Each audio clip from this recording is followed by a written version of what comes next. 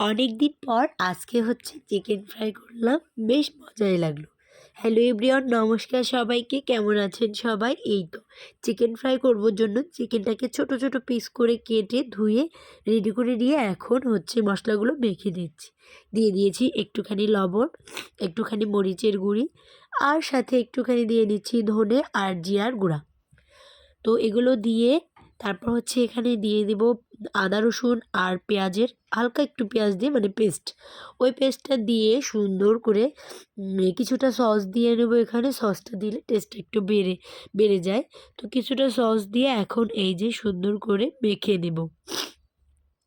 আসলে chicken fry হচ্ছে leg piece হচ্ছে শুধু ওইভাবে হাড়সহ করলে ভালো লাগে খেতে, বাট আমার কাছে কেমন যেন একটু লাগে। এজন্য আমি আর কি পিসগুলো কেটে কেটে নিয়ে এভাবে ছোট ছোট করে এইভাবে ক্রিস্পি করে চিকেন ফ্রাই করি। ওটাও ক্রিস্পি হয়, বাট ভেতরের দিকে একটু নরম থাকে, এটাও হয়, বাট সুন্দর লাগে। তো যাই হোক, এখন এই যে মেখে নিয়েছিলাম এটাকে 30 মিনিটের জন্য রেস্ট দিয়ে দিলাম। 30 মিনিট পর এখন এই যে ঢাকনা খুলে দিচ্ছি। আর 30 মিনিটে হচ্ছে এর মধ্যে লবণ, তারপর হচ্ছে মশলার গুঁড়িগুলো সব ঠিকঠাক মতো বসে যাবে। আর এখানে আমি ওই গ্রেভি গ্রেভি হওয়ার জন্য কিছুটা হচ্ছে চালের গুঁড়ি মিক্সড করে নিয়েছি। এখানে আপনি কর্নফ্লাওয়ার থাকলে দিতে পারেন, টেস্টটা একটু বেশি হয়। তো যাই হোক, আমি চালের গুঁড়ি দিয়েছিলাম যেন বেশি বেশি ক্রিস্পি হয়, অনেক মুচমুচে লাগে খেতে। তো এই যে এখন এই যে মেখে নিলাম, এখন চলে এসেছি চুলায় ভাজবো জন্য। কড়াই নিয়ে নিয়েছি, কড়াইয়ে তেলও দিয়ে দিয়েছি। তেলটা অতিরিক্ত বেশি গরম করার দরকার নেই, হালকা একটু গরম হলেই ওই চিকেনগুলোর টুকরা একটা একটা করে দিয়ে দেবো। আর এগুলো কিন্তু একদমই লো ফ্লেমে ভাজতে হবে, নাহলে একদমই ওপর থেকে পুড়ে যাবে এবং ভিতর দিকে কাঁচা রয়ে যাবে। একদম লো ফ্লেমে ধীরে ধীরে ভাজতে হবে, যেন উপর থেকেও লাল হয়ে যায় আর ভিতর থেকেও মাংসটা ঠিকঠাক মতো সিদ্ধ হয়ে ভাজি হয়ে যায়। তো যাই হোক, কথা বলতে বলতে আমার সবগুলো চিকেনের টুকরা তেলের উপর দেওয়া হয়ে গেল।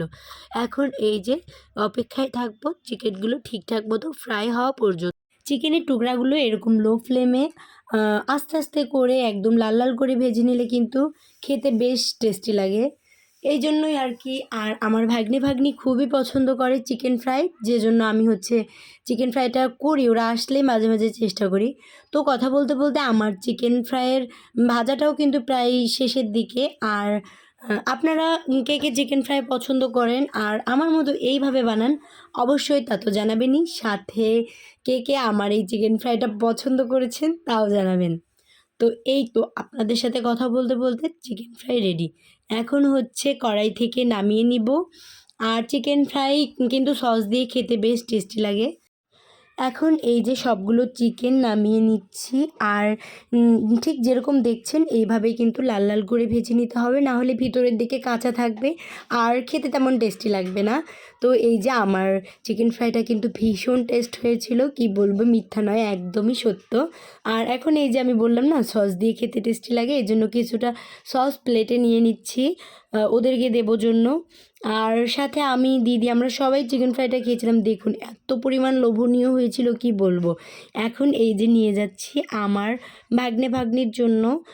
ওরা তো ভীষণ পছন্দ করে, দেখুন কতটা খুশি হয় ওদের সামনে চিকেন ফ্রাইটা নিয়ে যাওয়ার পরে। তো আমার বাচ্চাদের মতো এরকম কাদের এত প্রিয় চিকেন ফ্রাই অবশ্যই জানাবেন। এই যে তারা তো চিকেন ফ্রাই খেয়ে নিচ্ছে, আমি জিজ্ঞাসা করলাম কেমন হয়েছে মা, বললো খুব টেস্ট হয়েছে। তো এতক্ষণ ধরে আমার ভিডিওটা দেখার জন্য অনেক অনেক ধন্যবাদ সবাইকে। আর এভাবেই আমার পাশেই থাকবেন। টাটা সবাইকে।